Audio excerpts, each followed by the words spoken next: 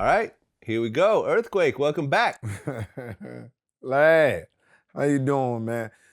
Thanks for having me back. It was a pleasant surprise. Oh, man. yeah, we kicked up some dust last time. Well, I don't know. I mean, just being honest. Yeah. Just being honest. Yeah, 3 million people watched the last interview. Well, yeah, I heard from all 3 million of them, too. They all called you up Yeah, upset? they all motherfucking called. I mean, when I land, a new city, eat, I talk to all 3 million. Oh, yeah? Oh, yes. Oh, you get approached a lot? Like, Yes, talking about the interview. that's what happens with a VladTV interview. I feel Well- like when you do one, when you go out into the world afterwards, they let you know that they've seen it. I've heard that Yes. over and over again from a lot of my guests. Yes, and that being my first one, put my name on the list. There I we heard go. it. Yeah. I'm happy. I'm happy. I am too. Thank you. Well, and before we get started into everything else, I mean, right now we're in the middle of the quarantine still, but you're actually performing in clubs again. Yeah, Huntsville, Stand Up Live. I just did it past weekend, and I'm a little rusty, but I'm hitting it. 3 months not doing no comedy, but it was good to do it. Well, all the clubs shut down Right, during the quarantine. right. And I assumed that was still going for a while, but what was like the feeling in the club and how was it? Because they're not letting the full capacity in. No, it's 50% so you can have social distancing. They clean, all the safety precaution. But when you book it, if you're in a club that hold 500, they only do about 250. And Okay. you have to buy your tickets in advance, no walk-ups. Hmm. So you already have your tickets. They escort you to your seat. The seat is all ready to go. And people ready to laugh. You know what I mean? So it's quarantine and what's going on for this movement that's going on. Yeah. We need a laugh.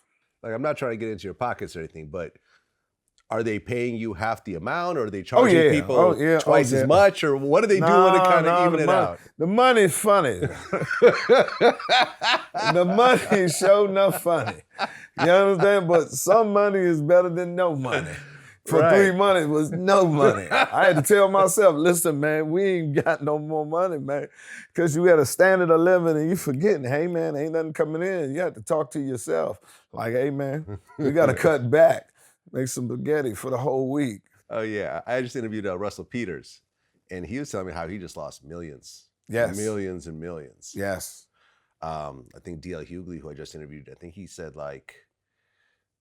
same thing. Millions and millions of dollars are lost Yes. along the way. Because, for a lot of people, that's most of their income. I mean, for comedians, that's like 80, 90% of their income sometimes.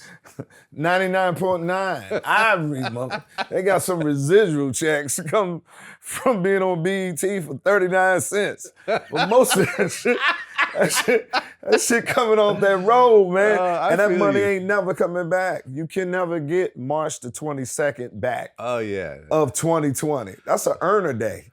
You Oh, yeah. understand? You I looking feel for, your bill's looking for the 20th and the 21st of March, Oh, yeah. 2021. I mean, I get my Boondocks residual check, and I'm lucky if it's $5. Mhm. Like, sometimes it's like $1.38 or something. Yeah. Like, yeah, it's nothing. Damn, let's you on a hit TV show. Seinfeld. No, just network. If you just network, you're getting your money.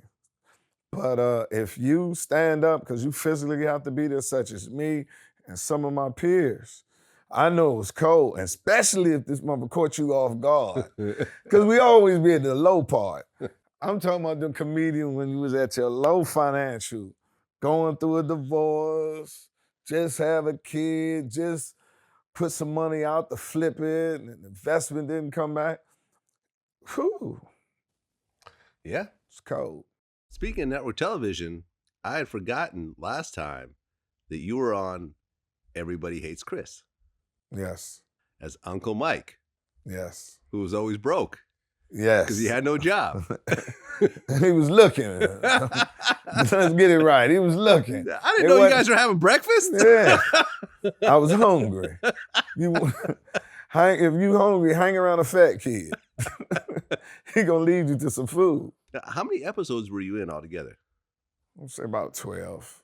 Oh, okay. Yeah, about 12. Seems like it was more. I guess you made a big impact. 12. I mean, it was a blessing. I got in the 3rd season. I think they went 5, so they put me in. It was a blessing, man. How's that whole experience overall? It was great, man. Shout out to Chris Rock, Terry Crews, Tashina, all the cast. It was great.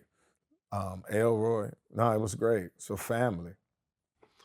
Well, speaking of Terry Crews, he recently went on Twitter. Okay. You know about this? Yeah, a little bit. He said, defeating white supremacy without white people creates black supremacy.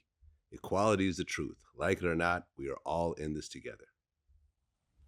I just disagree with him. I mean, if you, I mean, it really is an oxymoron because white supremacy is based on power. And even if you got rid of white supremacy, we could never be black supremacists because we have no power. We own nothing. We cannot affect the standard of living of no Caucasian. So what he's saying is just it just cannot be true. To be a supremacist, you have to have power. Yeah, a lot of people were upset. Including Terry's co-star on the show. So here we go. So Tyler James Williams. Okay. Who played Chris. Right. I know Tyler. He responded to Terry. Mm-hmm. He said, I'm not trying to call you out, Terry. You know it's all love always. But we're rightfully angry right now and fed up with anyone not with our cause wholeheartedly. I don't want to see that energy pointed your way or diverted from the cause. He responded, said, I understand, Tyler. I was not saying black supremacy exists because it doesn't. I'm saying if both black and whites don't continue to work together, bad attitudes and resentments can create a dangerous self-righteousness. That's all. That ain't what you said. That ain't what you said. You said getting rid of white supremacy without including white people were only equal to black supremacy. That's what you said. That what you didn't answer that. Right. Wouldn't it create equality? That's what I think it would create. Yes, it would. That's what it would do. Yeah. That's all it would do. It wouldn't make no black supremacy. It's just wrong every way he's saying it. So once I came to the conclusion from there, I say he just had a bad day. And trying to justify and see, I think he thought about it. His point is just wrong. Well, I mean, Terry has a very interesting history in terms of his public persona. But what'd you think about the whole sexual assault thing? Yeah, I had it on my show, Quake's House. Kevin Hart Laughed Out Loud. And I put the scenario, suppose you was about to be on have a show and the network was committed to you. And when I mean committed to you, they was gonna put your show right behind Friends, give you a lead in, already gave you 13 episodes. Mm-hmm. You a comedian that's getting $50 a show, and right now with this hit right here, you can get up there and do Kevin Hart's numbers. And this agent, who's the biggest agent, got all these different clients, came and grabbed your dick. Now, you know if you spank this motherfucker's ass at the Vanity Oscar after party, where everybody there of prestige, CAA, all the big agency, all of them, directors, all of them there. He grabs your dick and you're about to whoop his ass, but you know if you whoop this white man's ass right here, no show, no nothing, no else. Would you let it go? Or you whoop his ass and say, fuck it? And that's what always our question. And that's the situation from what I thought he said. He was in that position. And from that point on, my sexuality, my manhood to effect is not that debatable. I've got to be calculated because whatever disrespect even as grabbing on your balls, or calling you a nigga, whatever. A disrespect is the disrespect, and we as black men know they disrespect us every day. So if you're gonna play the game, who are you to pick which one that you should sacrifice everything for, and then call him out because he makes a calculated move? He don't want to take that chance and give up everything he work off of that disrespect. I can't get mad at that man that don't want to sit here and give this man that rule and make that his anger come out and boo him and fuck him up and lose the chance to be where he at now that he's hosting America's Got Talent. It kind of worked out for him. I mean, either it's checkers or it's chess. I just want to know what the rules of the game is. I understand it. So that's what I'm saying.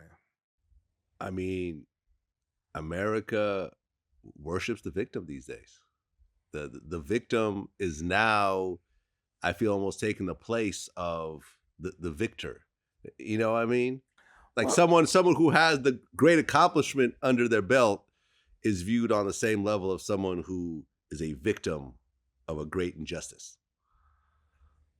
Or not even a semi-great injustice. With his situation, what I'm saying is, and I think I talk to our people too, we as a people have to make calculated moves for us to infiltrate a place that don't want us. We already know they have no respect for us. So what the degree of the respect are we looking for? Are we looking for it within ourselves? And I guess he figured by not whooping that man's ass, he can look with his wife and the rest of them saying, we did it for this end. And that's for him to make that decision. And it's not for me to question it. I just say that's how he needs to do it. Me, myself,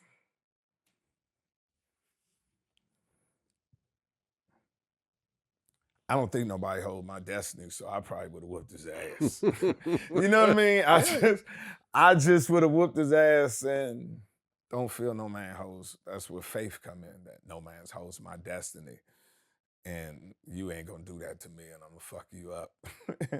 And you don't have nothing over on me. Yeah, I've always tried to control my own destiny. I've always felt like I never want to be in a situation where somebody could suddenly turn off all my income Right. at the drop of a hat. Right. So I've always tried to build my own company and stuff like that.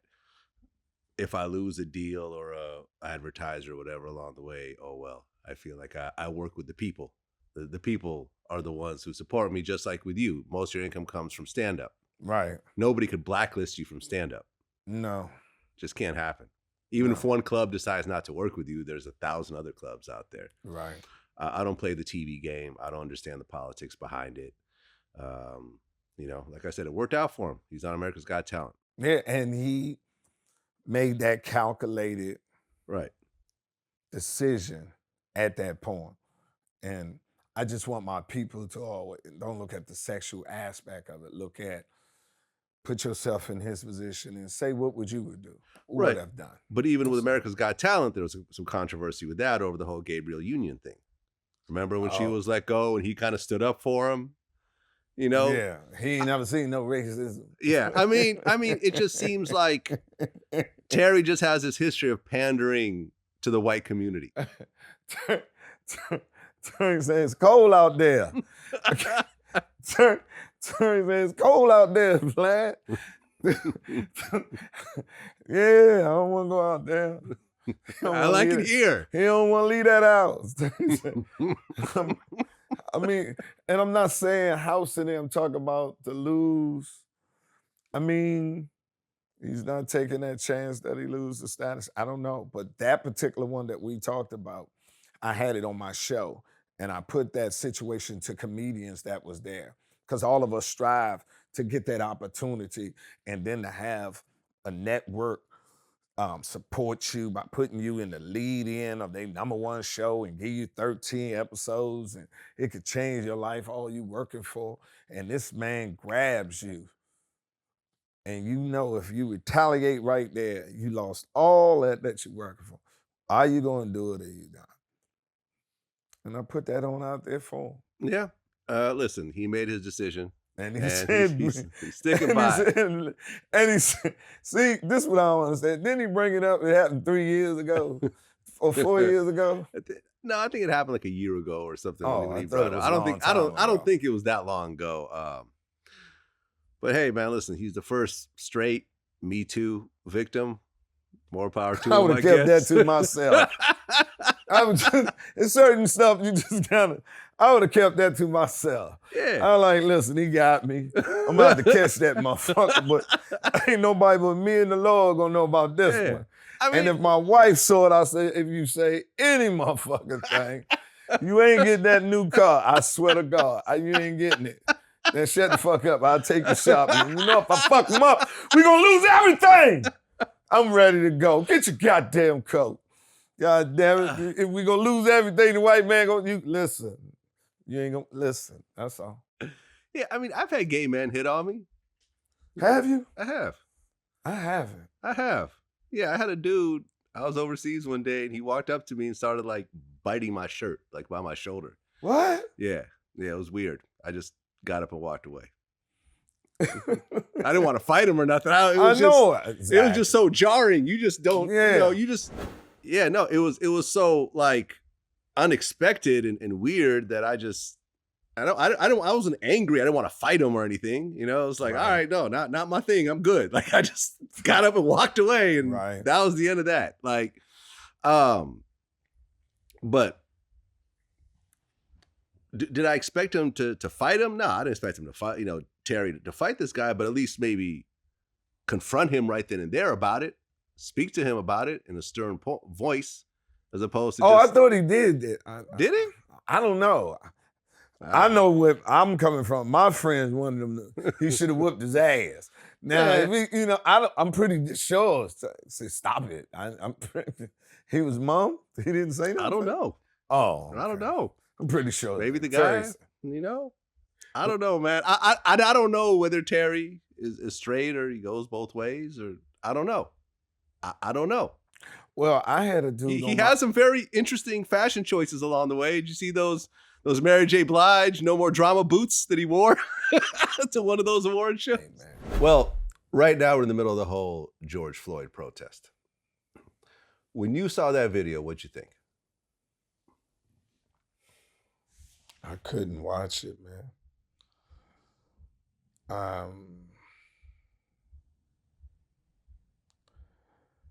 I couldn't even. You see him and you see yourself and you just can't imagine this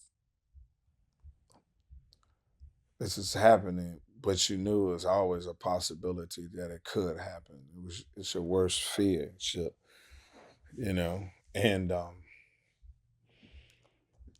but what it did was display the hatred that's in the people that tax people pay their money to patrol our neighborhoods. I bet you half the country couldn't even put their knee on a pillow for 4 minutes without getting up because their knee hurt. Yeah. I bet you half of the country couldn't even, with 2 arms, something hold them, be on their knees for 2 minutes or 3 minutes. He was on there for close to 9. Yeah. Yeah. So, that's what went through me. And I'm into politics and being in the military and understanding. I just think, his death, not all the past ones, but his death is not going to be in vain. It galvanized because of the pandemic, and people was able to see there, and it just feels different now. Well, all 50 states and 18 countries participated in protests. So this is the largest civil rights movement in the history of the world. Yes. Have you personally had issues with the police? Hell yeah. What was the worst situation you had with police? Oh, man. We was coming from Alabama. I had two, to be realistic with you. The first one was coming back because you don't want to stay. If you close, I lived in Atlanta. And if you do a show on a Saturday night, you rather drive back to Atlanta than stay in those little small little towns that you're in if you can drive back. So anyway, we driving back late at night and we have to go through Alabama, get pulled over, got our food and everything, cops pull us over. I have my weapon, but I have a license to carry. And my friend is there. He smokes, but I don't. See the police, no weed or nothing on it. They go through all through our car, open up our food, let the dogs go through it and everything. I tell them I have a pistol, I have a gun, like they said, a gun. So they give us a gun charge moving marijuana because they found a seed and kept us in there all night. Seed? A seed. I swear to God, it was a seed. Wasn't no blunt, no roll, no nothing. A seed that's on there. Put it on there. Time the lawyer came, we got to throw it out, but we did spend a night in jail because they wanted us to do that. In Alabama? In Alabama. Yeah. Well, you were stationed at Barksdale Air Force Base. Right. In Bossier City? Bossier City. Bossier City. Sorry, Yeah. I always mess that up. Bossier City, Louisiana. Yeah. My assistant, Kente, used to live there. Okay. He went to high school there. He said down by Barksdale Road. He said it was the most racism he had ever experienced in his life. He said race riots were almost breaking out on a regular basis.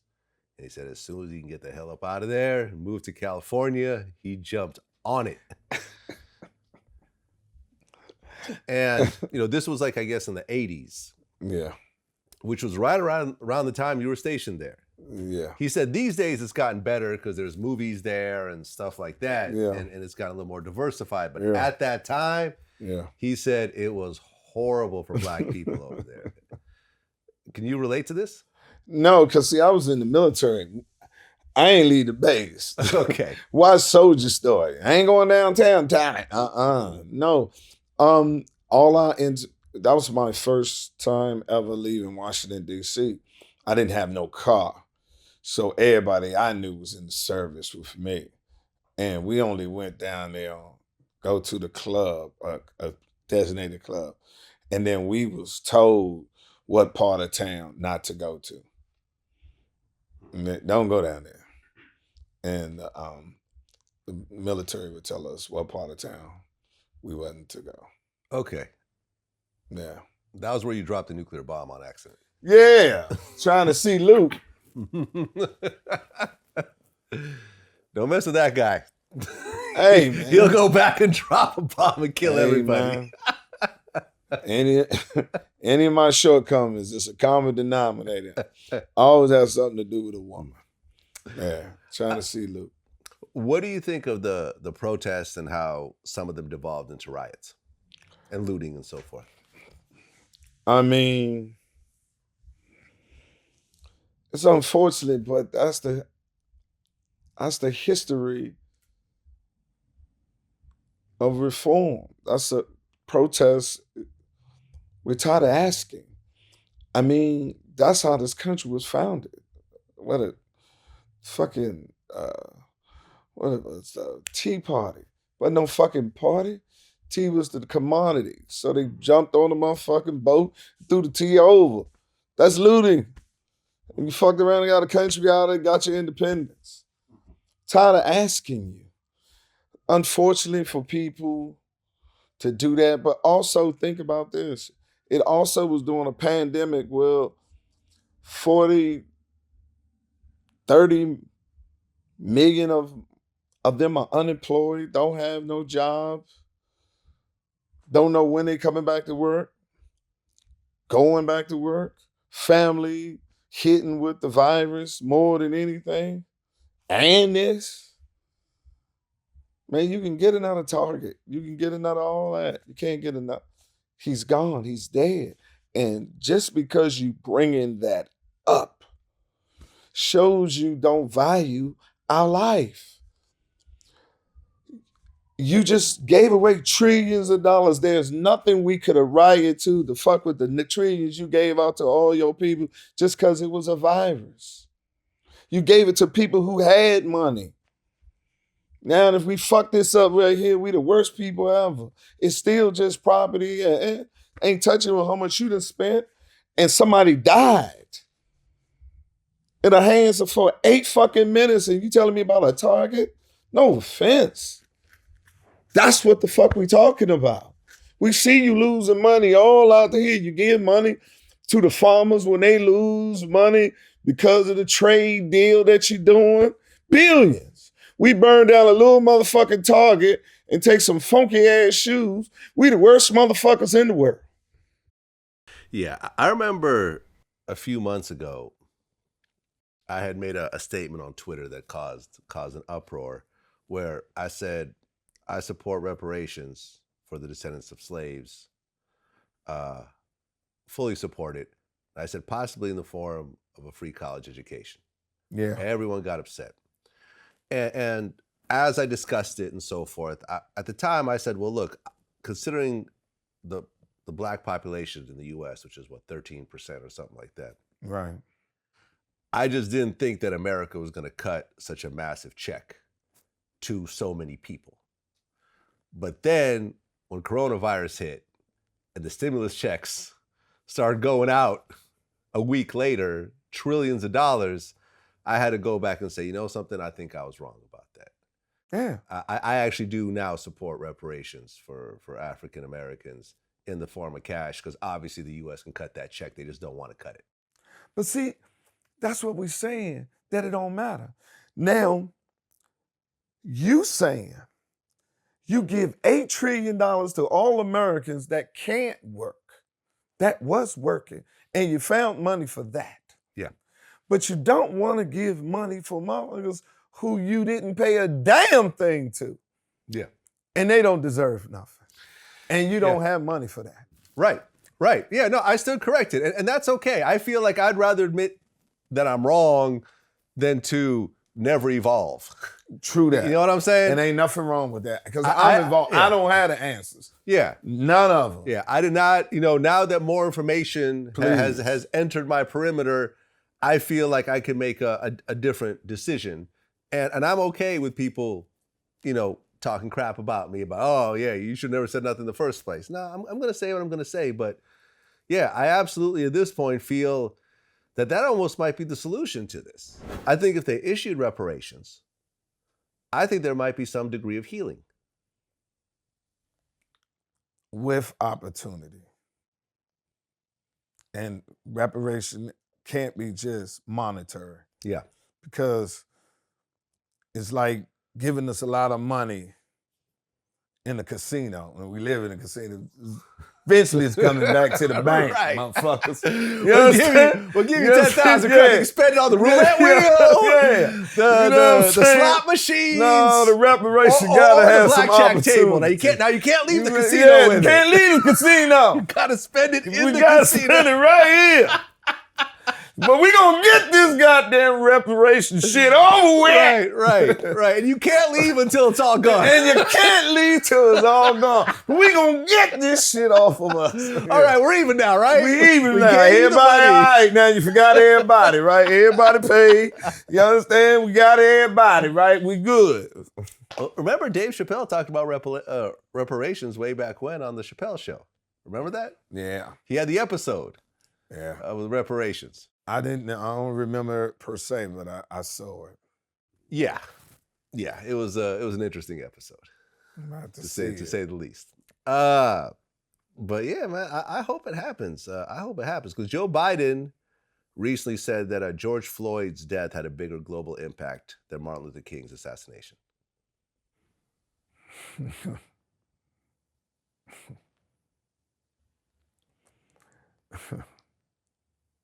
See, that's another thing that really, really fucks me up. And they just don't understand. We have to have a tragedy to justify, to tell America this is what's happening to us. Can't take our word. Our testimony don't mean a motherfucking thing. We have to have something horrific. One of the greatest civil rights icon leaving, nonviolent, his assassination. For you to say, okay, they was right. We've been telling you this shit. We have to spill blood. But if any little funky thing with somebody other than us, just a hint that there's a possibility they could lose their life, you see laws change. You got the motherfucker take your shoes off to get on a plane. Yep. We don't get that. Yeah. Well, I think before Rodney King, most of white America didn't think that police were really brutalizing black people the way they were, because there was never really any footage of it. Right. If you really think about it. Right. Yeah, you see footage of the riots, but it's a riot. You expect gotta chaos. get these motherfuckers in order. Get out of that J.C. Penney's. You expect a certain degree of chaos. Right. But, you know, I remember NWA used to like put little skits, you know, oh, those guys were just resisting arrest. Like, you know, what are you talking about? You know, these are just bad people. Like, right. and you saw Rodney King, and for the first time, America was like, oh, this really happens. And most black people were like, we told you, we told you. Right. But now you get to see it. Because remember, back then, like I was watching a documentary this morning about the 92 riots. Like the guy that filmed it had one of those on the shoulder big cameras. He was like an actual videographer. People didn't really have the fact that he was even able to capture from that far away was just by chance that you had an actual professional video man that stuck his camera out his window. At that point, there was no such thing. I mean, was cell phones even a thing back then? Like cell phones? If it was them brick ones. Yeah. Like people didn't really have, people had pagers back then. Yeah. So for the first time, you got to see it on camera. And then, you know, you fast forward to 2020 and you actually, now it's not grainy. It's a 4K, you know, HD iPhone that's filming this man getting killed, calling for his mother who's dead. Whoa. Saying they're trying to kill me, saying I can't breathe. And then finally, you know, and there's all these people around saying, let him go. He's dying. He's dying. This is, you know, there's a crowd that's forming, begging this cop to, you know, to stop. And the girl who's filming it is like 17, so she can't really do anything. She's scared. Did you hear his lawyer though? One of the cops' lawyers said, if y'all feel the cop was doing something, why didn't y'all jump in and stop him? Oh yeah, that makes sense. Then it would have been four other motherfuckers dead over there. Right. It just wouldn't have been him. Let me go push the cop off and see what happens. Push him off, see what happened. Really? Really? Yeah. Yeah. And one of the cops is out on bail. Yeah. And they all have, I think they all have bail amounts. 1.5. 1.25. Yeah. Oh, you know the race is going to get together and have a little GoFundMe party and get them out. You only got to put up 10%, 125,000? Right. Come on, someone's got that.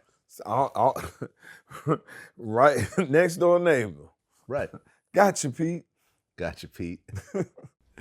Yeah, man. What do you think of Biden in general? He's had some very interesting statements along the way. Like I remember when he was on the Breakfast Club with Charlemagne, he said, if you're voting for Trump, you ain't black. And I agree with him. And what I mean, I'm not talking about the pigmentation. I'm talking about the existence of who we are as a people in a totality. The problem I have with black people that vote for Trump is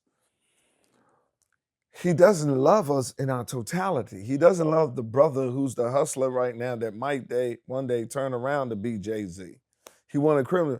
So how could you vote for somebody that you know don't have our best interests? Well, who are the black Trump supporters? I mean, there's Kanye, Candace Owens, and those two. They done got rid of it, Diamond and Silk. Diamond and Silk. Yeah, they done knocked them off. They back working at Waffle House. Diamond and Silk done fell off. So they're down to 2 Trump supporters. Oh, they now. down to 2. You don't even see them no more. Ain't it, honey? Yeah, your black ass right back home, ain't you? I done sold out everything for chicken change and you back home. Right. In your Camaro. They even turned off their Twitter accounts and everything. Oh, because it's over. It's over. All them white people that they was calling, ain't it? Well, he's busy. He's in a meeting. No, you can't come. You can't come. Yeah, all the donation checks gone and the first class and everything and sold out. Now you're back. You got to go back to Waffle House. Come on back. Got to come on back down here. We saw you and thought they was going to keep you. So do you want one waffle or 2? You look kind of familiar. No, they gonna be in the go. No, they ain't gonna be able to hide now. No, they have to be working in the back with the dishes. No, they can't greet somebody gonna see them. Somebody gotta go back there and get some extra eggs. That's goddamn Silk. Guess who back here in the wall? I'm about to take a picture. Take a picture. We looking for her. Both of them. Oh man. Yeah, once they kicked them off of Fox, I knew it was over. Oh yeah. Yeah, if you get kicked off Fox, you got to do a lot. No, they were gonna get kicked off anyway. They just this will be the right time. Jason Whitlock got kicked off of Fox. Did he? Yeah. Jason gone? Yeah. When? Just recently. Maybe about a week ago. Big Jason. Big Jason. That on with LeVar. Marcellus Wiley. Yes. Yeah. Now Marcellus is a friend of mine. He's on the show. You know, he's a regular guest on my show. He's a friend of mine too. Yeah. He's a good brother. Jason, I don't know. Met him a couple of times. Yeah. People were literally celebrating when they hated Jason. Oh, they call him a sellout too. They say he Tom with a notebook. They say he's a stenographer. They said, boy, they hard on him. They call him Fat Telltale. Fat Telltale. Jason Whitlock. Oh, they hard on him. I haven't met an athlete that like his. Really? No. Why do they hate him so much?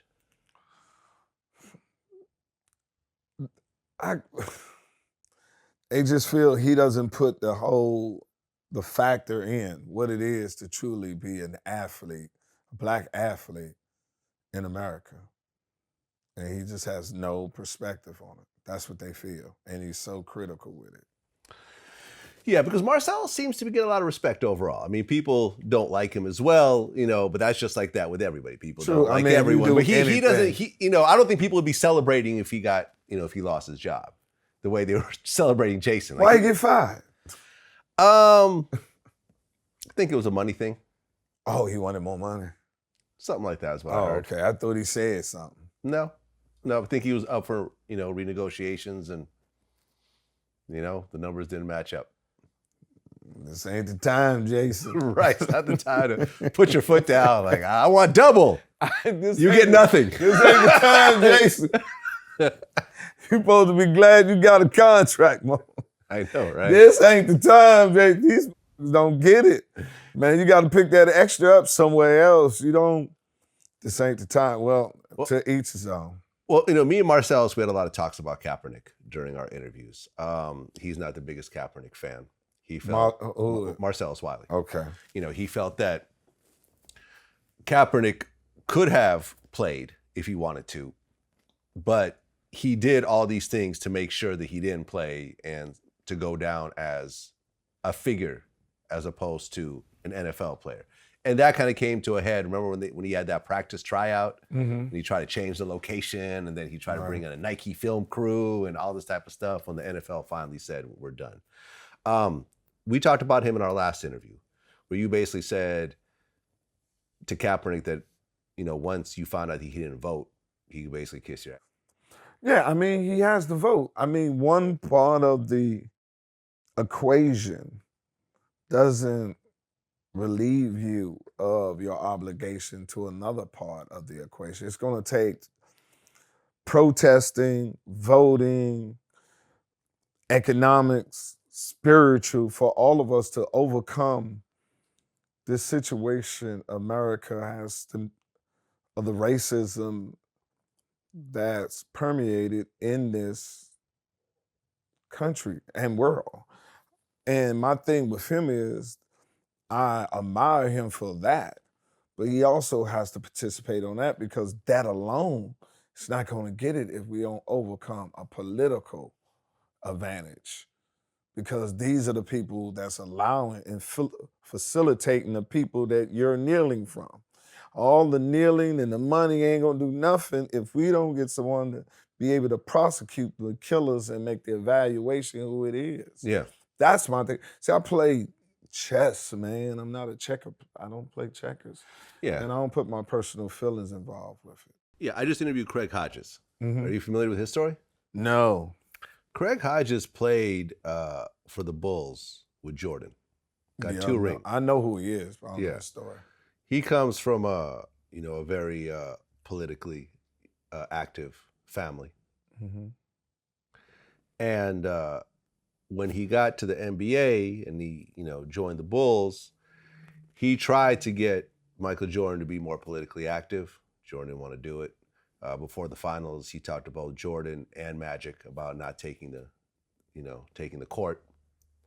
Jordan told him he was crazy, and Magic told him that's too extreme. You actually approached both Jordan and Magic, Right. and you suggested that the teams not take the floor, Right. As a protest to the social injustice that's happening with Black people in America. And see, it wasn't just and I think my position at that point in time was we didn't have Black owners, Black management, Black executives. At that point in time, we have an opportunity with 21 of the 24 athletes. And that's one of the things I was talking to Horace Grant about that this morning, because he called me to get clarification. And I was telling Horace, I was like, brother, when I was talking to y'all in 1991, half of y'all was looking at me like I had my third eye literally outside of my head. So when I would ask y'all, brothers, what about us boycotting? It was so cursory to y'all. It was so like nonsensical. It was just a fleeting thought. So after they had won the championship, he came to the White House wearing a dashiki, and he gave a handwritten letter to George H.W. Bush. 32 years old, coming off his second championship, he was blackballed from the NBA, never played again. Because of that letter. Basically Kaepernick before Kaepernick. Yeah. And no one admitted to it. He said that one guy from the Supersonics told him, hey man, brothers got to feed their family, Sorry, it's you or me, and it's not going to be me. But that's the type of things that were happening. Right. Players that spoke out were silenced. And you got to understand, back then, he started playing in '82. His rookie salary was $40,000. The minimum rookie salary in 2020 is $900,000. So a lot of the accomplishments that all the athletes get today is because people like Craig Hodges had to sacrifice themselves to make those accomplishments. And, it's, you still have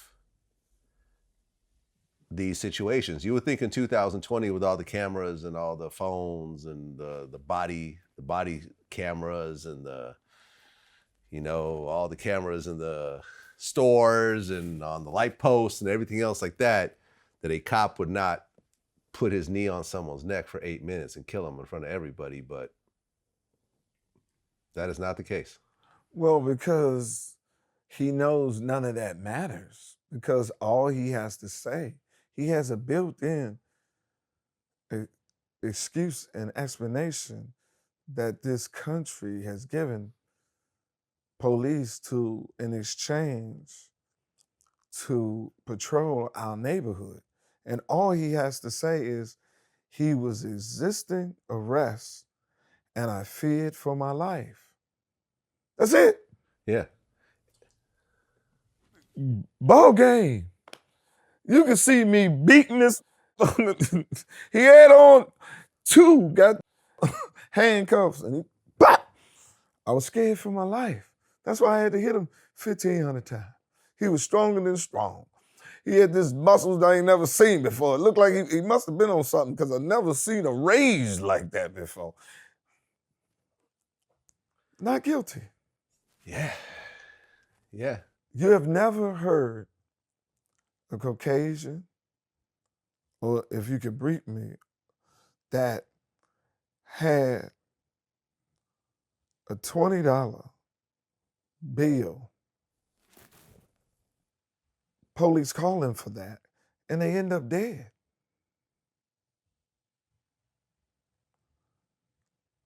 They've never lost no kid because he was selling cigarettes. Yeah. None of your kids at 12 was shot, and you assumed that it was a real gun. Why would you assume that it wasn't a fake gun? He's 12. Yeah. What would make you think our 12-year-old child will have a gun? Over to the fact that you would think it is a toy gun to make sure it is. Not guilty. You should be a police and you cannot tell that that baby had a toy gun. So, no, man. Do you agree with defunding the police? I believe in reallocating the money to somewhere else. New York police don't need $6 billion. Yeah, like I'll tell you, there was a news piece that someone sent me. I believe it was from San Francisco. There was this one cop that on camera was just acting like an absolute fool. Like he was just like screaming, like, calling women bitches, all that type of thing.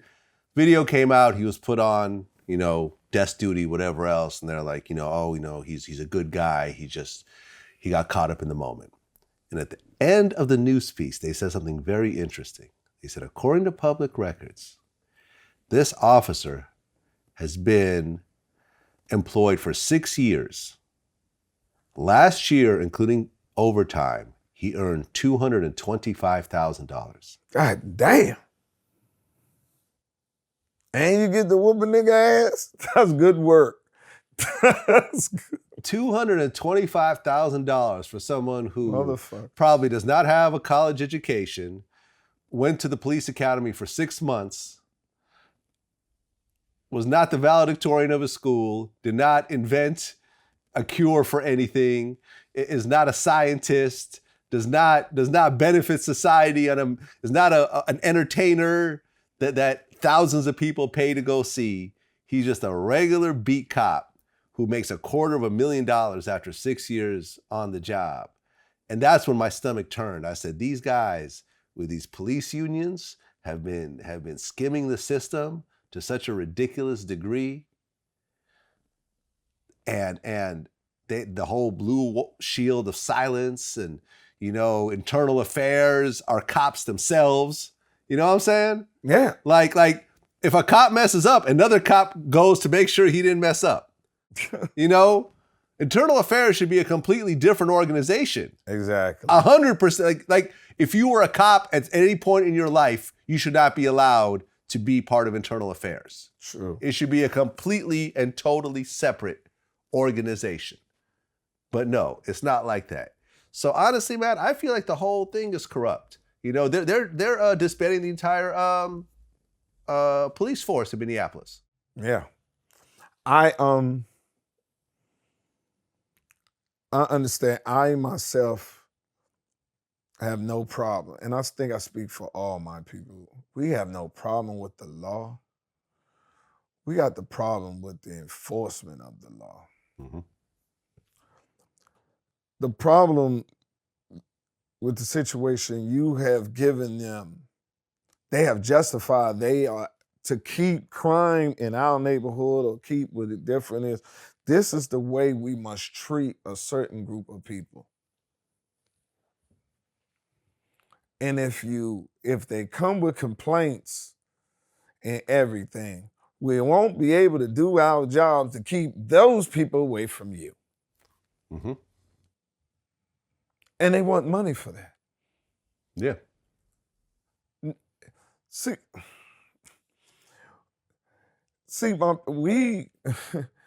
we just want to understand when you pull up to us, give us the same benefit of the doubt you give everyone else that don't look like us.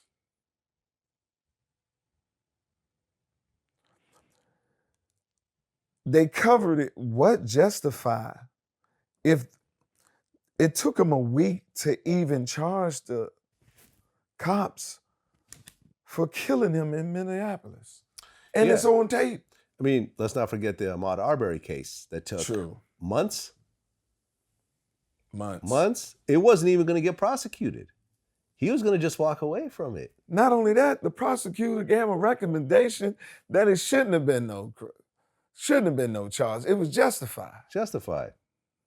Till the tape came out. So did Mr. Brown really grab for the gun, or that's what the police say? Yeah. What did you think of the video that came out where an NYPD official was yelling about how the police are being treated like thugs and animals and how unfair it was? Welcome. Welcome. This is what we've been talking about. Yeah. Welcome. How I feel. How's it feel? How I feel. I could tell you, man. I could tell you. Like, I've lived in different parts of the country. I had never, and this is my white privilege. I understand that when I'm saying this. I had never been disrespected by police until I moved to New York. Until I moved to New York and started having to deal with police here and there, the level of just base level disrespect. I remember I got pulled over once. I had a suspended license. I got thrown against the car, handcuffed, thrown in the back seat. And I'm like, I'm not resisting arrest. I'm being polite to you this whole time. Like, you know what I'm saying? Like, all this because my license suspended. Like, I remember this one time when I was living in Brooklyn, I had given my car away to charity. It had finally just broken down. I was broke back then. I just gave it away to charity, and I had forgotten to churn in the license plate. So I went to the police station. I said, hey, listen, I gave my car away, and I'm just trying to figure out what to do with this license plate. And the cop behind the counter said, well, what are you, an idiot? And I was like, wow, this is how you're speaking to me right now. Like, I'm sitting here like, you just called me an idiot, and he's got a gun on him. I'm just trying to obey the law here to try to turn in a damn license plate, and he's calling me an idiot. And it's like this man would not say that to me if we were just two regular citizens. No. He would get punched in the face. True.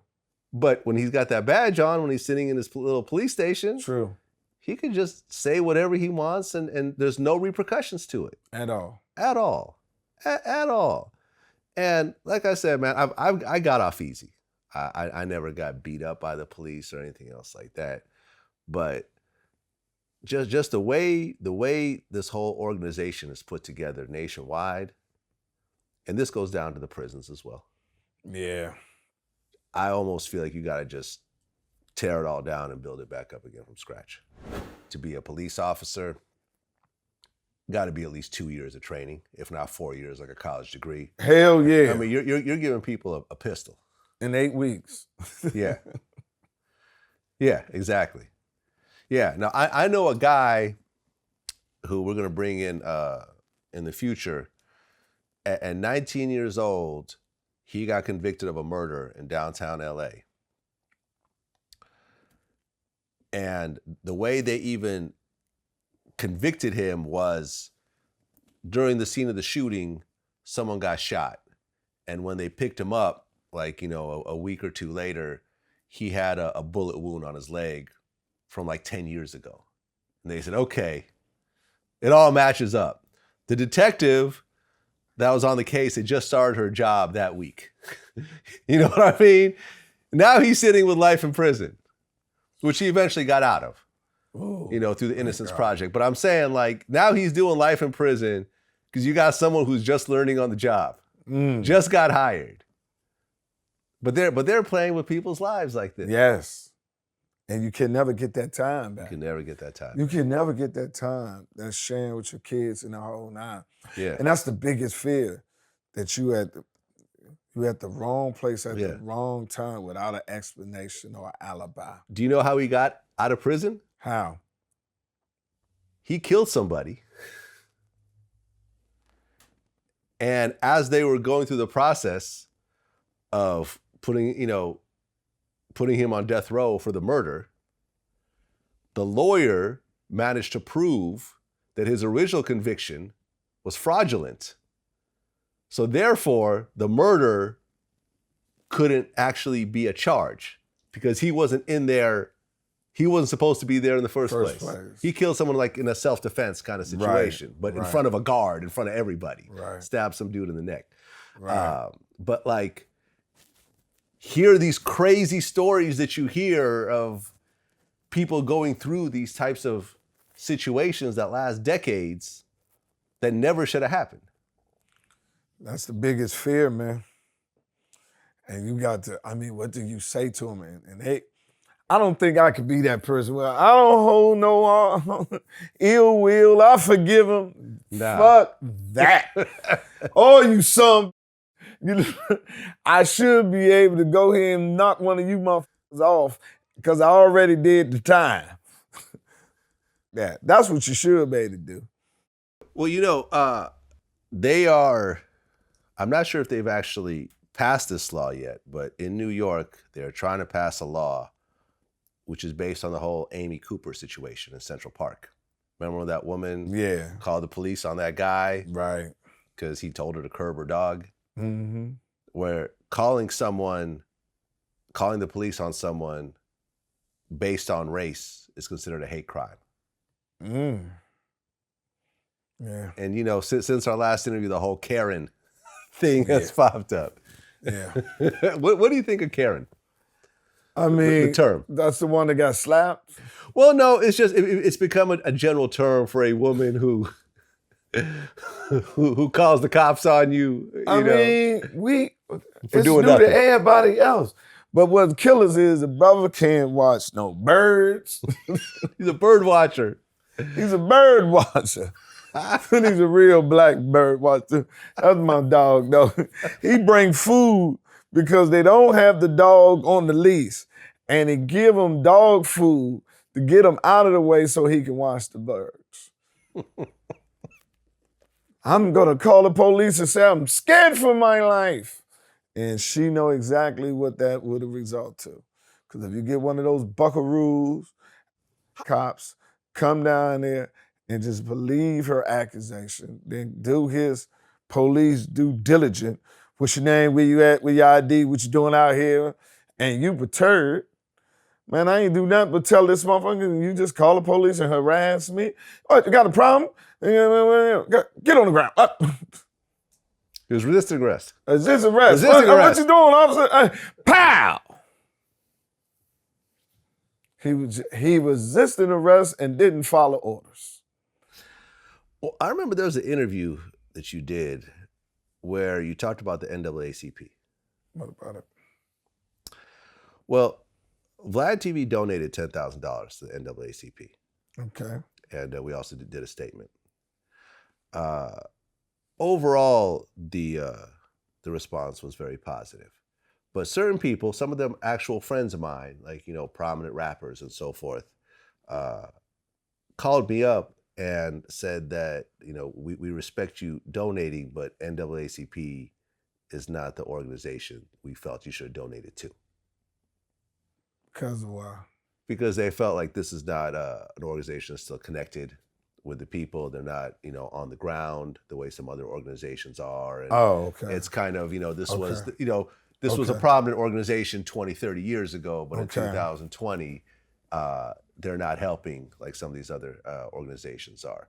With us, we felt like we wanted to donate to an organization that everyone was familiar with, that it wouldn't look like we were just giving something to one of our friends and a kickback. We posted the receipt to show that we weren't just, how some people say, we will be devoting a certain amount of money to this. Like, no, look, we paid it. Here you go. Right. Here's the receipt. Here's the receipt. Here's the receipt. Check it out.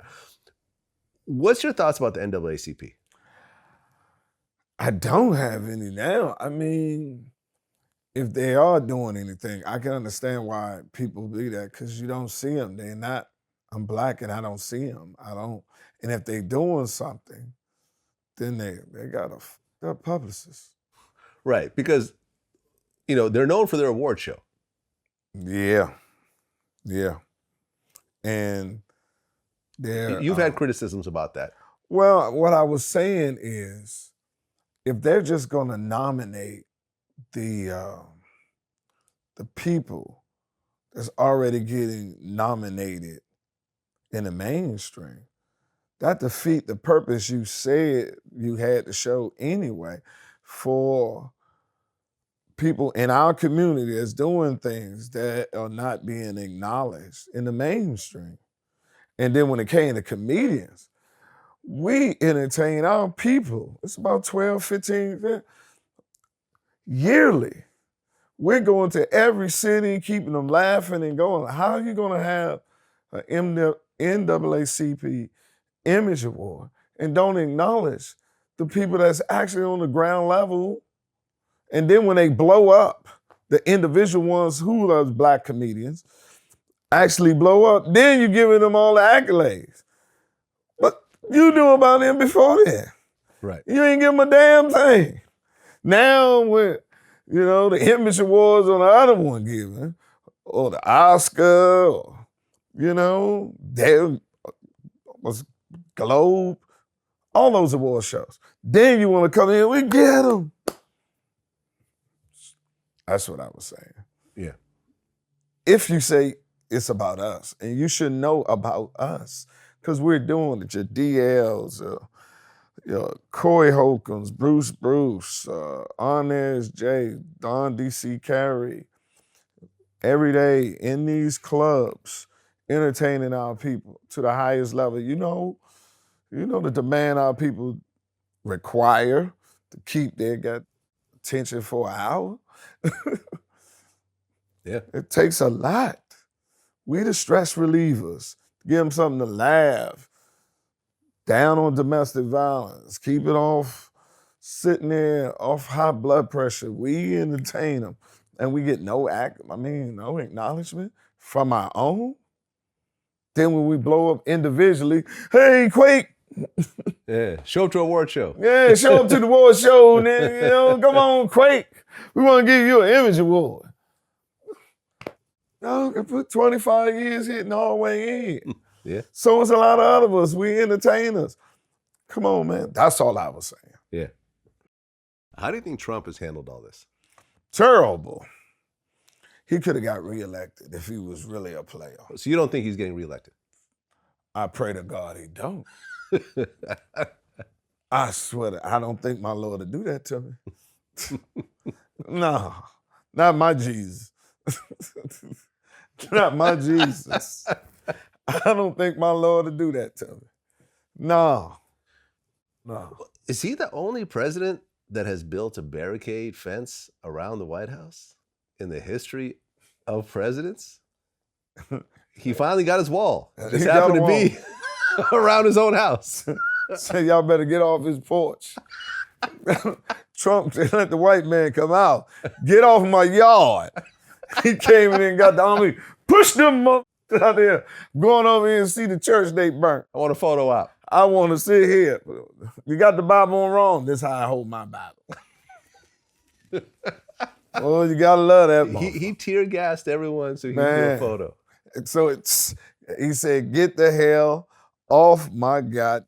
porch. That's the white man I know. I ain't shocked. I don't know why everybody else shocked. That's the white man I know. He's get off your porch and said, I told you. Yeah. What did you think about Drew Brees' comments and Trump actually supporting him and then Drew Brees trying to back away from it afterwards? Because you're a military guy yourself. Yes, I am. And Drew really phrased his answer. He said, I would never do anything to disrespect the flag. And you grew up in a system where that was very heavily enforced. Right. Right? I mean, aren't there rules that if you drop the flag on the ground, you got to burn it or something like that? Yeah. That's a real thing, right? Yeah. Well, I never dropped it, but that's what they say. Yeah. So as an ex-military, when you hear this type of thing, what do you think? No, I understand, Drew, because I lived with people with Drew's mentality. They love this country and the patriotic parts and the symbols of this country. Mm-hmm. They in it. I was in the military, wanted to go to war every day, woke up. Why we keep practicing with all these weapons? I want to kill somebody. When we gonna use these motherfuckers? And we was nuclear weapons. Looking at this motherfucker. You don't come back from that. I mean, man, gung-ho. That's what we used to say. This motherfucker is gung-ho. Gung-ho. You understand? So if your grandfather installed that into you, I could understand Drew Brees respond to that when he equates kneeling with that. Yeah. The ignorance, I take it for his word, he did not know that. He did not know what the kneeling really was about. Really? He did not know. That he plays in a league that's 70% black.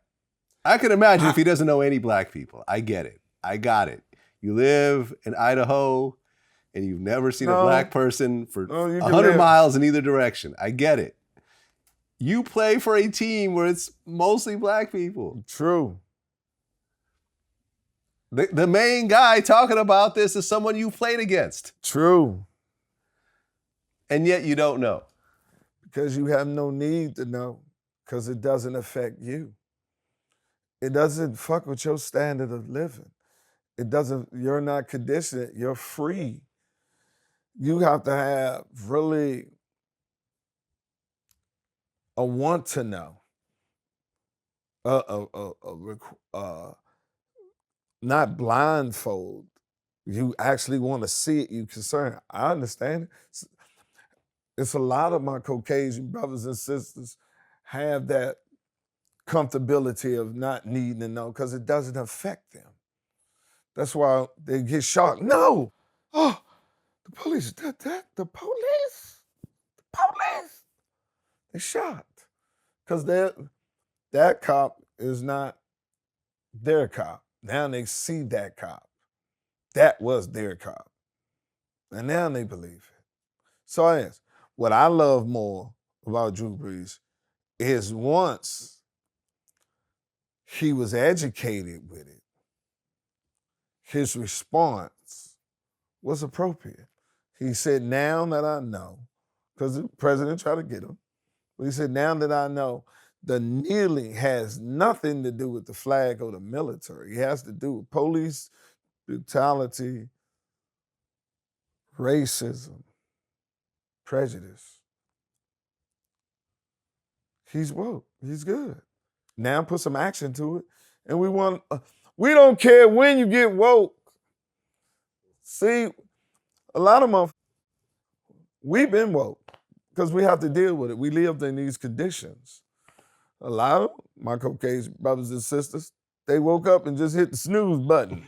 Went right back to sleep. Going back to sleep. That was an isolated incident. He was resisting arrest. Yeah. He broke his on himself. He was resisting arrest 2 times. You understand? Hit the snooze button. Me and Marcellus Wiley, we talked about this specific situation. It's interesting how it kind of played out because when we were talking about Kaepernick, the reason why the NFL was able to sort of push Kaepernick to the side was because At the time the Kaepernick protested, he wasn't really a factor in the NFL. He was a second or third string quarterback. He was on his way out. He already had his heyday. And I said, now what if someone like a Pat Mahomes, what if he started saying things? What if he started kneeling? And sure enough, when Patrick Mahomes made that video coming off a Super Bowl win and said Black Lives Matter, the NFL issued a statement right away saying, oh, we got it wrong about the whole thing. We should have handled this differently. Because their star quarterback, the guy who had just won the Super Bowl, is saying it. They can't just kick him out. They can't just push him to the side. You know, he's now the face of the NFL. He has the most important position in the biggest game of the year. And he's saying the same thing they don't want to hear. I would like to think that is true, but I disagree. Disagree because NFL, if nothing else, they didn't become billionaires being stupid. They see the movement. All you have to do is look out to see the crowd, the variation of races, the youth. They see. So let's get ahead of this. We saw it. There is no black athlete could ever hold a major sport hostage, or they'll never tear to that star. I learned that by watching The Last Dance. Michael Jordan, they told that motherfucker, this your last year. You even play for the new coach, but Phil ain't coming back. Mike said, if Phil don't come back, I'm not coming back. And that man said, and I quote, well, it's nice knowing you. Now, if they say that to Michael Jordan, Yeah. huge on it. Don't give a fuck about no Patrick Mahomes. They saw this tidal wave come. Let's get ahead of this curve. Because if you follow that idiot that's in the White House who still don't see it, our kids say it, and they say it so eloquently. This is the last generation you're going to fuck with. They taking it personally. All that other shit y'all 77-year-old motherfuckers y'all going to die, they telling you. Right here, they making your stand. They have more energy. Our kids are more stronger. The technology was 77. Your way of thought is gone. You just fighting Mitch McCollum, all of them motherfuckers, your days are numbered. More motherfuckers think like us totality. How we gonna fix this so all of us can coexist in this shit? Yeah, no, I remember when I just interviewed BG Knockout. He was a young Crip in Compton when the 92 riots hit, and he was involved in the riots. He went out, flipped over cars, did the whole thing. And during those riots, were you in LA during that time? No.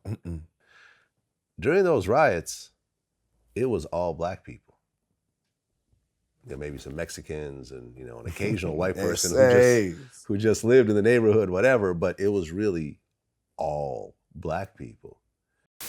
Well, the big difference, it seems to me, between the protests that are happening now and the riots and the looting compared to the LA riots in 92 is that what you see now is not all black people. Absolutely. Like, in fact, it's almost like the black people are the minority in these protests. Yeah, but there's so much trickery right now. Like, you know, they talking about this group Antifa, and they talking about, you know, all these anarchists, and even they're saying undercover police are actually amongst the people. So, you know, it's a tricky situation now. You know what I mean? I think what happened is they studied the last riot, you know, the last riots that didn't happen. And now I think they're being infiltrated, you know what I'm saying, pretty much. You fast forward to 2020, when you look at the riots and the protests, you could almost say black people are in the minority of those protests. Seriously. That was the beautiful thing about it's very multiracial. Yes, White, Spanish, Indian, Asian, everyone got out. So I'm telling you, white people, you can't fight everybody now. Right. Make a deal. Right. It almost seems like most of the actual damage and the actual rioting and the looting seemed like it was mostly white people. You know, when you look at the people getting arrested, there are these 2 white girls that threw a Molotov cocktail into a police van filled with 4 people. Like, goddamn Becky, too much. Too much, Becky. Yeah. Well, I remember in our last interview, we talked about how, you said that you're a snitcher. You would tell. I ain't going to jail. Right. Yeah. Since that time, Tekashi 6ix9ine got out of prison by telling on everybody. He helped hand out over 70 years to his co-defendants, with 2 more guys facing life sentences that haven't been sentenced yet. And for the first time in hip-hop, you have a snitch who's now a popular rapper again. What's your take on this as a lifelong hip-hop head? I mean, first one to the DA, he said. And he made a deal. I mean, he got to deal with the whole situation from his conscience and the circumstances come along with it. Just because of the occupation that comes along, that's why I never sold drugs, because I couldn't deal with the consequence that came along with if I didn't win. And that was incarceration. Yeah. And it's nothing that I want that's a possibility that's going to be the coincidence of it. I can't fuck with it. I just the fact that another man get to tell me what I can do, when I do, wake up, what I'm going to eat. I can't live under no other man's rule. And so knowing that of me. Isn't the military kind of like that in a way, though? No. Not exactly like that, but it is a higher degree of control than a private citizen. No, it's because you have to be military or you're defending the country. It can't be a democracy. You can't sit there and say, all right, what we gonna do? Should we attack them today? What you say, Pete? Show hands. Show hands. 4 of y'all. 4 say we're gonna attack them. 3 say we shouldn't do it. The 4's got it. The 4's got it. You can't, man. And then you signed up for it. See, that's the only problem I have with him snitching. He signed up for it. He signed up for it and he participated actively. Exactly. And the reason why he told was because he was facing a bunch of years. It wasn't because he was doing the right thing. No, I don't respect that. He was participating, and he was caught with all types of crimes, from putting a hit out on somebody to getting people robbed, guns at his house, stolen property. He was facing 47 years. Yeah. And he said, I know a way around this. God damn it, I got what you want. I'll tell on everyone. He turned into a rat. Yep. Yeah, but you knew the consequences that comes along with your decision. That's the essence of being a man. Being responsible for the decision you make. And that's why I would never go to jail, because I would never put myself or even in any situation where that's a possibility, because I know I can't do it. Because if they catch me, they caught us. Everybody going. I can't go in that cell. Niggas fucking people. They raping motherfuckers in there. I can't go in there, Slim. First one to the DA, man. I thought I was hard. I thought I could hold out. Yeah. Well, our last interview, we talked about the situation with your ex-wife and the whole child support situation. And in the interview, you talked about how, your ex-wife had done an interview on Comedy Hype, talking about how you left her and your son homeless and you stopped paying money and so forth. And you explained in our interview how you've been overpaying all these years. So by the time he hit like 16 or something, you had already paid all the child support that you were required to pay. And the number of men that hit me about this, that absolutely love this story, was on an unprecedented level on VladTV. People absolutely love this story because men are always painted so badly when it comes to the whole deadbeat dad, doesn't pay child support, that type of thing. Did your ex-wife actually contact you after the interview? Yeah, I mean, she She called me a couple of times, so we're good. People don't understand, and men gotta understand this. My son, matter of fact, he's just turned 18, so I'm done. And it was a hell of it was a ride. But the best thing out that, you know, despite our civil war between me and her, he turned out to be a great fucking kid, man, a person. And seeing what he has become and what he is, it was worth that hell. How did he take that whole thing? When he hears you doing interviews and his mom doing interviews and y'all are not just beefing together, but actually publicly beefing?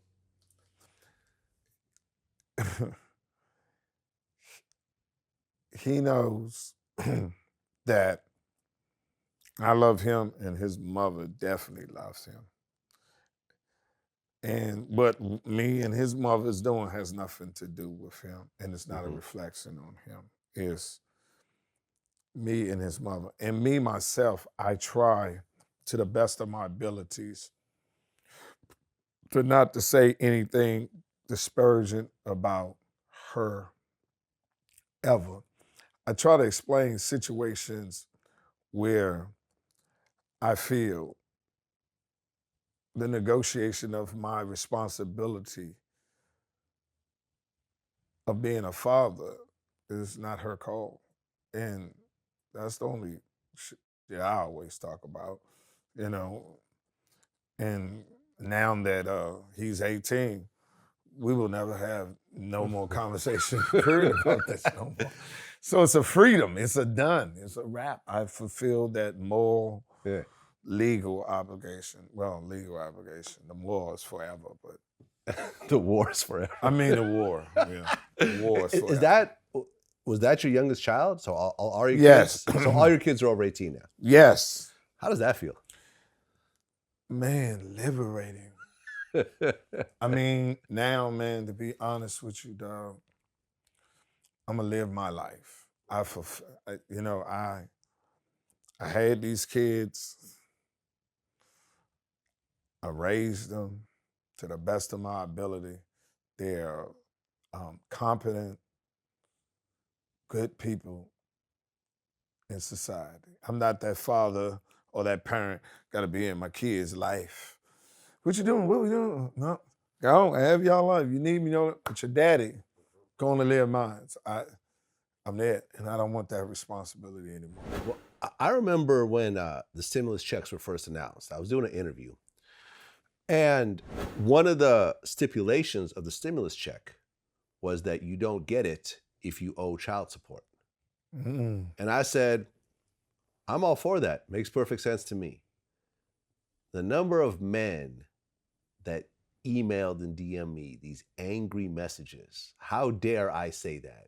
And they would bring up these long, convoluted stories about how it's not their fault, how they found out they didn't have a child until years later and they owe that back child support and they only make $30,000 a year, which honestly, I feel like you shouldn't be allowed to have children if you're a middle-aged man who makes $30,000 a year. Let me just tell you that. 9 out of 10, he ain't want to have a child anyway. Right. If he haven't, trust me. And it just surprised me, like, why is this such a talking point? You owe child support, so therefore you're not going to get a stimulus check. See, you don't understand it. I don't understand it? No. Okay, explain it to me. Okay, first of all, who is to determine what's the specific amount or sufficient amount to take care of my kid? Why do the government gets to tell how much it takes? Well, because the mother and the father can't come to an agreement themselves. That's when the government gets involved, right? No. No? Well, you could say that. Well, until somebody files, right? Those two people are working it out on their own. Yeah, and 9 out of 10, one has unrealistic expectations on what the other one, the non-custodian parent should be contributing to the custodian parent. Okay. So then you have to bring in a person, an arbiter, come in here and they set it. Now they give you a sum and they demanding it right there. If you're living check to check, which we just showed over 90% of America is, because when we had to sit here in here, everybody went broke after a month. You sitting in here, having your own motherfucker, you ain't got but $100 extra from your standard of living, but a motherfucker told you you got to pay $500. It ain't giving you time to get the $500. You better get it by the 10th. It's already the 9th. Now you're 500 in the hole, trying to get the other 500 for the next time. If you miss one, you're 2 months in. Now if you're 2 months behind, she mad he done missed the payment and everything. Now the garnishment come. Right, which I'd like to point out you never went through. No. You always paid your child support. Always. You're talking about other people right now. Well, I know the system. I was listen, even though I paid my child support, I had my money garnished because she went down and said she didn't get it. Oh, really? Yes. It's a thing. You got to document the checks because they take a word. A woman is married, Mother Teresa at the child support office. Whatever she said, you ain't got a check? No, I ain't got no check, never seen no money. Guilty. Guilty. We ain't working at down the street. Sick 'em on you. My mother used to do it. This ain't nothing new. But your mother used to Man, file against your father. Yeah. Okay. Threaten them. But most times when I hear, like, for example, these celebrity men who get hit with child support, Yeah. the amounts always seem pretty low. Like, you got some guy that's worth $10 million and his child support payment is like $2,000 a month. I'm like, that motherfucker shouldn't say shit. That motherfucker shouldn't say, damn, he should go up there and kiss the judge. in the face. In the mouth, lips. slob him down. Go raw the first night. Trust him. You deserve some raw dick for that 2,000. And I got 30 million over here. I'm fucking you raw. Right today. If you sick, we sick, goddammit. I ain't gotta get that motherfucker but 2,000, still live in Calabasas. Hell yeah. I'll pay it all off right now. Pay it all off. Right now. I got it in my 2,000 pocket. times 12 times 18 years. Let's go and get this shit right up here. This is what I do. I don't trust you. I'm just getting to the court and y'all give it to her every month for 18 years. There you go. Yeah. Right, because I remember one of your comedy specials, you said marriage is like having cable with just one channel. One channel. Hmm. Quarantine like that too, because they were stuck with that. Stuck with it. Would you ever get married again? I hope so. I hope so. Yeah? I pray. Still looking for love? Don't you always? Yeah, well, I don't know though. Like, for example, like Nick Cannon, who was a regular on my show, he was married to Mariah. Right. Has 2 kids with her. He said over and over again, he'll never get married again. He had a kid afterwards, no plans to get married. He said they weren't even like in a really serious relationship like that. But he said he'll never get married again. He's still, what is he, like 35 years old? Young guy, attractive. He said he's never gonna do it. Yeah, he's 35. You get a little older, want someone to take care of When you. gonna need somebody to push you around there, Nick. Give you them pills. You better find one of these motherfuckers. Send her through nursing school now. Get that motherfucker going. No, but really, I think, you want to, man. I mean, my son has it. He's in love. And I envy the fuck out of him, man. Because it's the best feeling in the world. It's nothing like it. I done got high on all kinds of drugs. But nothing fucks with that one. Love is the best one. That's yours, and it's the best feeling in the world. My only fear is I'm going to find her, and I ain't even gonna be able to enjoy it. Back gonna be all up bad, ain't gonna be able to hit the, it's gonna just gonna be snuggling all the time. She ain't even gonna be able to hear the shit I'm saying. It's gonna be terrible. She just showed up on my last 2 weeks. Oh, that's Another one of the things you said in your comedy special that I found kind of interesting was about how Black people don't go to the hospital. no. Are you guilty of that? No, health is wealth. Yeah. That's if nothing else, this coronavirus, if anything you should have learned from there, that you need to get in the best physical health you can. Well, but what's really happening, because I remember Faison Love allegedly had coronavirus. He's not sure because he never got tested, but he got super sick right around that time. And me and him spoke, and he was like, man, don't go to the hospital. That's where everyone's really dying. Like, so you have these situations, and this has really started happening where you see, like in New York and everything, people were getting sicker and sicker, but people were scared to go to the hospital because they thought, well, that's where I'm going to end up getting even worse. That's where I'm really going to catch it. So, and honestly, I mean, in my own family, I was seeing it. Like, someone will get hurt, and they're like, should we go to the urgent care? It's like, I don't know. That's Corona Central right now. Let's walk it off. Nigga, I went out to just 2 sneezes. Make sure I ain't got it. No, man, I believe in health and wealth. I believe in you should have a rapport with your physician. Mm-hmm. I believe that you should get a total physical lab work every annual. I believe you should have health care instead of, you should have health insurance instead of car insurance. I think that... Isn't that interesting? Sorry to interrupt you, but if you get pulled over without car insurance, they could take your license. Right. They could tell you can't drive anymore. Right. And give you a big fine on top of that. Right. But if you don't have health insurance, who cares? Yeah. They don't. That's your problem. That's your problem. Like, and Obamacare tried to kind of change that, but it didn't look like it really happened all the way. Because a lot of people I know don't have health insurance. Like one of our big accomplishments of VladTV was, I think like late last year, we got full health insurance for all of our employees. That's great. And almost none of them had it at the time, because a lot of my employees are young. They're in their 20s and so forth. And we made sure that all of them had health insurance. I've had health insurance for as far as, as soon as my income stabilized. There were times I didn't have it. I get it. Me too. But as soon I'm as... around here gambling, doing home remedies, taking Tylenol, drinking the ginger ale, taking a nap. Spraying Windex on it. Put Windex on it, just put some rubbing alcohol on it, take a nap, pray.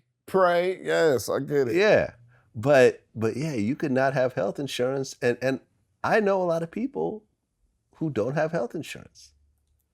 I pray for, and that's why a lot of people, in my humble opinion, died when the coronavirus came. I said metaphorically, it was like, because they had so many other health issues, they was around here with a car like riding on 3 donuts with 1 good tire. And when coronas came, it bust that last good tire you had and sent you to the hospital. I go to the hospital. I believe in it. Now, I have a rapport with my doctor, and I keep my immune system, and I monitor my health. Yeah, I do too. I do monitor. too. It's my number one thing. I'm on the flu shot. My doctor told me to take it. I took it. No flu shots. No, I do the flu shot. I've been healthy ever since I took it. I feel you. But I get my blood tests. I get my physical. Yes. I smoke weed, so I had my lungs checked out. Yes. Had my heart checked out. Yes. Too many people in hip hop died in their 30s and 40s, man. It scared the shit out of me. Rest in peace, Heavy D. I'm talking about people who died of health reasons. Rest in peace, Fred the Godson, who died from coronavirus. That type of thing scares me to death. Heavy was Literally. my man, though. Oh, you guys were friends? Yes. Oh, man, I'm sorry. He was overseas. Yeah. Rest in peace, Andre Harrell, too, who signed him, of course. Yes. You know him as well? I met him a few times that I didn't know. But Heavy D was your man. Yeah. Man, did you my cry man. the first time you heard Yeah. you heard of that news? Yes. I had texted him. He was overseas. I think it was Europe. And we were supposed to have lunch when he got back. Yeah, I met him through Johnny, and Head was such a good dude, man. Yeah. But I loved Heavy before I knew him. He made fat dudes like us. Yeah, overweight lover, Heavy D. Overweight. Yeah. Light skin, fat. Oh. Was he the first like fly fat rapper? Like, I don't know. because he was way before Biggie. Think about he that. was. Biggie He was. really took his blueprint as the fly fat dude. Man. He really took the Heavy D blueprint. Because before Heavy, if you were fat, you were the fat boys. Oh, You weren't Huggy fly. Bear.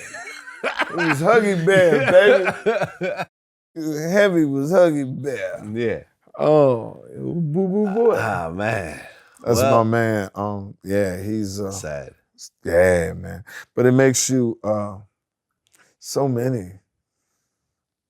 So to make you have to appreciate life where you at now.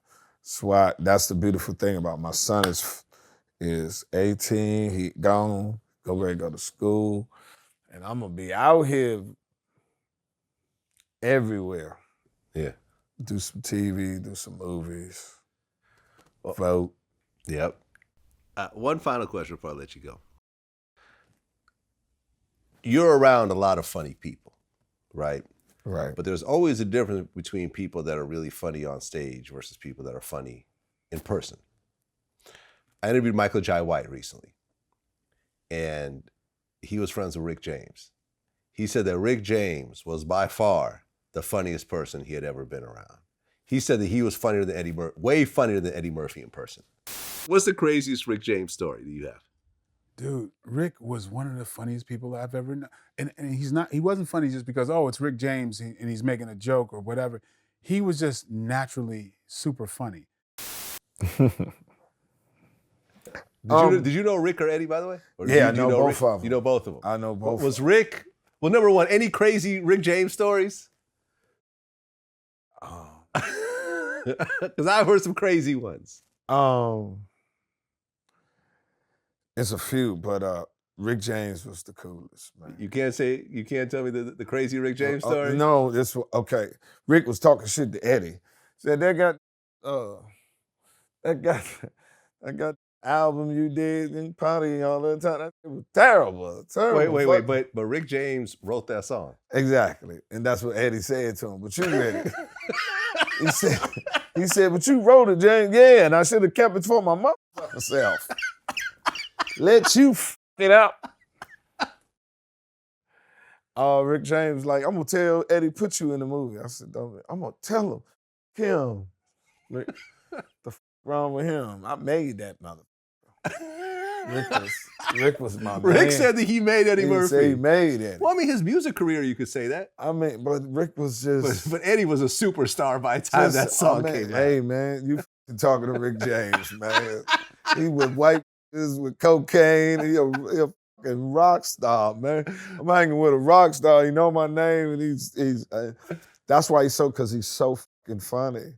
Oh, yeah, Darius McCrary, who was real close to Rick, told me this story on camera about how Rick was at a party at Eddie Murphy's house, and he insisted on driving, and he ended up backing up into Eddie's statue, like in his driveway. It's breaking the statue.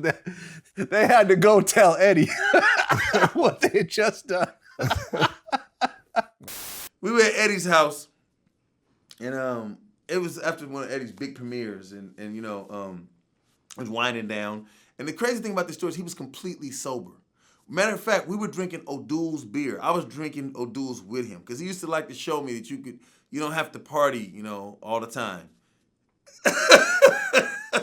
to have a good time. So we were drinking O'Doul's beer. I'll never forget this. And so we were leaving, and he had this brand new fly ass Mercedes, man. It was one of the big ones, and he said, we were leaving. We said bye to Eddie, And finally, Eddie just such a gracious host. He was sitting down. He finally decided to eat his food, you know. And so he was sitting down. He was, it was a good night. Everything came off right. And so Papa Rick says to me, give me the keys. I'm going to drive. And I looked, I said, huh? He said, I'm going to drive. I said, well, Papa Rick, you know, because he had a stroke, you know, and it left half, one side of his body paralyzed. So, you know, man, he said, I was driving before you were a thought. Give me the keys. So when he got like that, I just be like, all right, man, fine. So it was him, me, and his daughter, Ty James. We were in the car. Man, he threw the car in reverse, and he started the car, threw the car in reverse. Next thing I knew, just and Eddie, it was this beautiful courtyard, beautiful fountain. Looked like something that came from the Venetian, the real Venetian, something that came from Italy. He must have got this shit from the Vatican. It was just gorgeous. It had these beautiful ladies holding up. And man, all I remember was water, just water. Like we had driven the car underground, man. And so he put the car, moved the car a little bit forward to get off a little bit of the rubble. The car was kind of stuck, so water was still coming down. He gets out the car. He looks around. He says, Ty gets out. He says, everybody good? We're like, yeah, we okay. He says, good. Quick. Get back in the car. Let's go.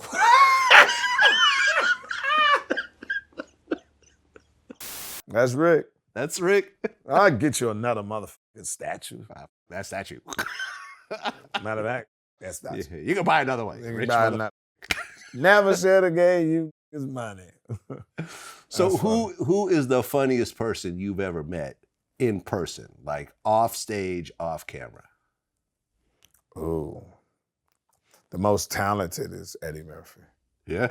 Oh. It's scary that God gave so much to him.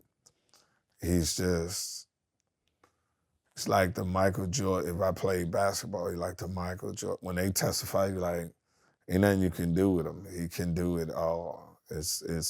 And he did it all. If you look at his career from every part on it, just the motherfucking man. Oh yeah, from stand up to movies to trash, a little bit of music. I mean, everything. But impressions. But he plays all the instruments. He plays the piano. He plays the motherfucking guitar. He plays all that. He ain't over there fronting. The motherfucker is a musician all along. He can imitate anybody. He has a quick mind, and he also remembers every motherfucking thing. He's a walking. You just look at him and say, "Well, I'm glad. At least I'm funny. At least I'm funny, motherfucker. You everything ass you." Everything ass. You everything ass you. I mean, he's the total. I never met nobody like that before. More talented than Jamie Foxx. Because Jamie's pretty talented. Yeah. Especially on the music side. Because he got Eddie on the music side, I think. Yeah. Yeah, but Eddie. And he has an Oscar. Yeah. He killed it in Ray. Yeah. I mean. I give you all that. Still Eddie. Eddie. Yeah, I feel you. I mean, I love Fox, my man. I love him to death. Man, Eddie is. You just, when you see him, he busts out the screen, everything. You know what I mean? Yeah. He always led the team. He always, you know what I mean?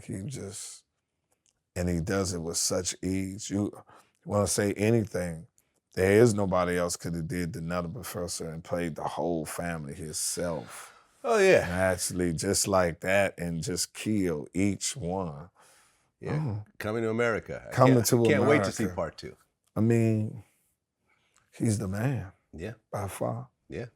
Yeah. And I remember there was this old interview I saw, and this was sort of around the Beverly Hills Cop era, where he was like, when you used to watch these films with black actors in it, it would always be like all right, they'd have like the white partner, like, okay, where are we going? Right. What are we gonna do now? Okay, you lead the way. Right. You never really saw these movies where a black lead was the one that was running the whole show until Beverly Hills Cop. Right. You know what I'm saying? Like, Right. it's kind of subtle when you think about it, but yes, he came in as he's running it. Right. And it was a smash to the point where there was, 3 of those movies? 3 of them. And he just kept on. Yes. He was just a natural talent. Just stand up from. Yeah, got on SNL just like that. SNL ain't been the same since he left. Yeah. Say what you want. Same on it. Did he hit Constitution Hall and did the stand up, solidify that. Then he made the jet right over the first 48 hours, his first one. Yeah. Nick Nolte killed it. Trading Places. Trading Place with Dan Alcott. Talking about, it's just the totality of the work and just the quality that it can, and you can play it right now. Oh yeah. Now I sat with a friend of mine recently, a black female who had never seen Boomerang before. Right. And we watched it and she was just like, wow, that was like the greatest movie she had ever seen. And how they like, not only was it a great script and great acting, but like the whole presentation of an all black marketing company with black executives. And you know what I mean? It wasn't pandering. It was like, yo, this is what we're putting together, this, and how we're presenting it. Yes. It was just dope. And you believed it. It wasn't hood. It was actually competing against the #1 marketing, whoever they may be. Yeah. That's why you see it. Yes. Yeah, no, it was dope, man. Yes. It was dope, man. Man, listen, Earthquake, I appreciate you coming in. Always a pleasure. It's a very sad time still that we're going through, but comedians like yourself, I think, are very important during times like this. Thank you. It's a pleasure, man. You my man, dog. Yes, sir. Anytime. I was pleasantly surprised when you called. Because you said, man, let's do it again. I'm like, hey, you hear people. Yeah. I'm like, yeah, and you hear from artists. So sure, we'll do it again. Yeah. It ain't never. But I appreciate your work, man. You my man, dog. Thank you, man. Good. Until next time.